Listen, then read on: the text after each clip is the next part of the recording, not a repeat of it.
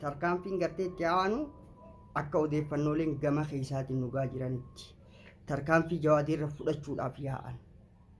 Ani waan takka hin barbaadu wooma takka leehu ana if wallaana ala hisaaba khiyyarratti ani Jawaadummaan bichiin naa dhufu. Guyyaan kaleessaa san maaliif guyyaan san sarpiraayiz ta'e?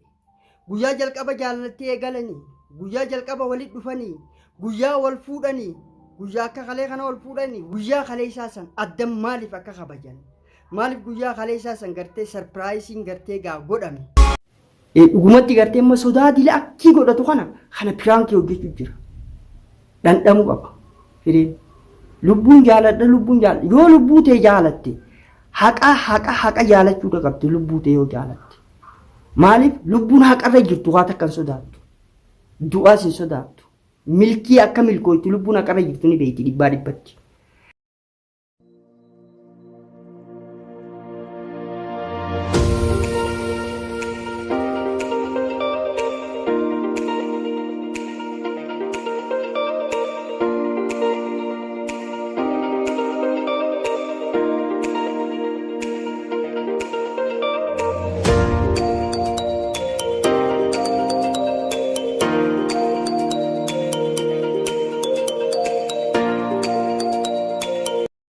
Assalamualaikum warahmatullahi wabarakatuh. Jaalatamtoota kabajamtoota faamilii maammee taatammatti keessanuu salaamanni keenya gaa lafuma irtanti sinaagoo isin jechaadha.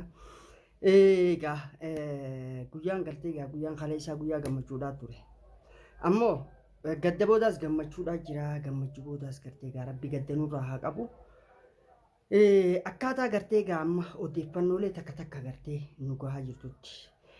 Yeroo ammaan tanaa furmaatiin gartee ala jiraachuun gaagaamni biraa dhufuudha mala. Maaliif jennaan zakkoon gartee akkuma gartan qabsoodhaaf haareetti gartee akka nama leenjii gartee haareetti leenjii fudhateetti qabsoo bifa haariyaan itti deebi'u deema. Akkaataa gartee amma isaan gartanitti firiidhaan hin sossoyin biyya tana keessaan deemin kar tokkoon deemin kunoo hamartii gartaa hamartiin na harka jiraa obboleessa kiyya tasgabbaahii qabsoon amma taraan teenya injifannoon teenya jeeti dhaadachu jira. Kanarratti gaa isaanii akkas jedhu kimiyaanis jechuudha. Kimiyaan gabbaatee ani gartee Jawaadeedhaan fadhaa Jawaadee naa fidii zakko eega waraqaallee gartee yooniif naa kan nu baatte dachiillee kan nu baatte waa hundarra gartee Jawaadeedhaan fadha. Jawaadeen dhufee na wajjin mana galee naas nafaqee ilmaan kiyyaas jiraachisuudha qabaa. Maaliif jennaan anis gartee sababa isaaniitti miidhamee jaartii isaatiin na miidhee furmaateen na miidhee kanaafuu eega furmaateen na miidhee Jawaadee irraa fudhachuun qabaadha. Guyyaa kana dhageesse furmaateen gartee mufaaja'aa yookaan haflaa yookaan sarpiraayiz jedhaniini yookaan guyyaa kennaa addaa jedhaniini. Akkasitti kaleessa kennaa addaa guyyaa gammachuudhaa. Guyyaa ji'a takka booda gartee Jawaadeef furmaateen wal arkan guyyaa yaadannoodha guyyaa jabaa isaan biratti ta'ee jechuudha. Ana ammoo akka nam tokkotti yaada kiyyaan ibsachuudha dhufe yaadni ibsachuu dhufe maal seetan eega gartee zakkoon qabsoodha akka deebi'u taate furmaateen Jawaadeerraa fagaattee jiraachuun barbaachisaadhaa miti. Akka tuttusaan takka nu geewu jirtutti. Yeroo furmaateen gartee alaa Jawaadee siniin eega roorroo alaatti siniin qoladha jettee ala jirtutti jarri zakkoon akkuma gartan tajaalalaa ilmooti yaa'u yoo ta'e siif kannuu fi dhorkachuu hin danda'u. Ammoo Jawaadee siif hin fida waan jiru takka kaase. Kanaaf qabsoon karamirraa karam deemu jirti yoo kajannu taate kana gartee nutilleen of eeggannoo jabaa godhaa jirra. Ammoo of eeggannoo keenyaa fi dhugaadha wanni gartee humna rabbii caalata kan jirtu rabbiin gartee jabaadha hundaa'u mootaadha. Rabbiin ol ta'e subhaanahu wa ta'aalaadha kadachii samii uume hunda isaa amrii hunda isaa harkaa qaba.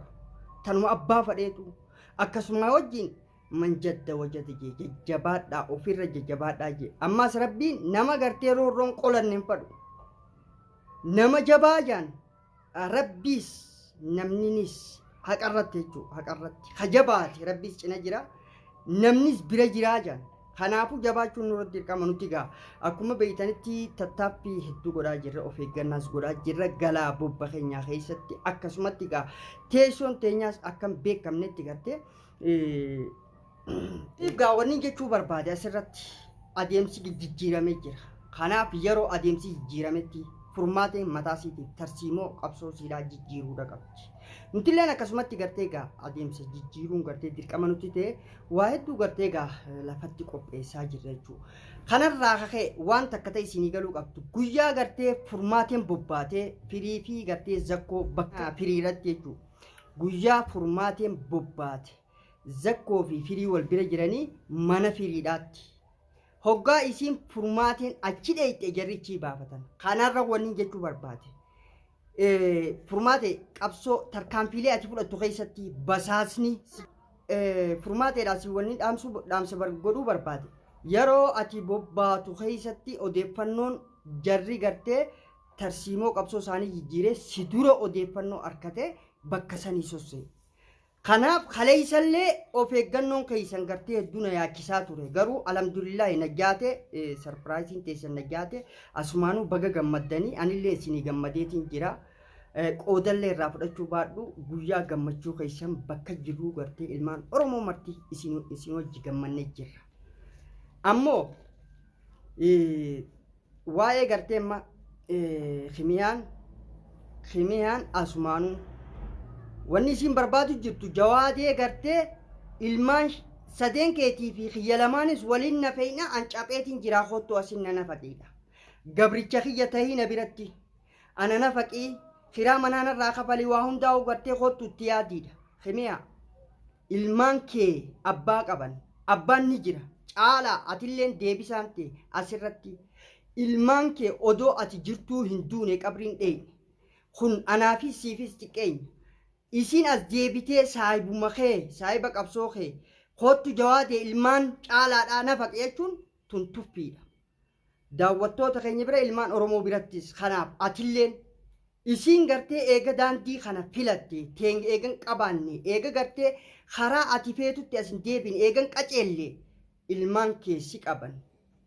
Dhaamsi kun haasigeewu caalaa maaliif jennaan arraga ammaa booda diinaa fi fira keenyaas adda baafnee ganaa naasuu namaa qabaachuunii fi rifaatuu namaa qabaachuun wahii keessan naa hafe jaanii gartee waa gingilchaa ooluun kufaatiidhaaf nu saaxiltii qabadhu taa'een. Kana akkasi jawaadeelleen asumaan waa'ee dhimma gartee furmaateen dullattiidha. Furmaateen ilkeen qabdu haarruu ilkaan firraa facaaftee gartee haarruu tolfatte.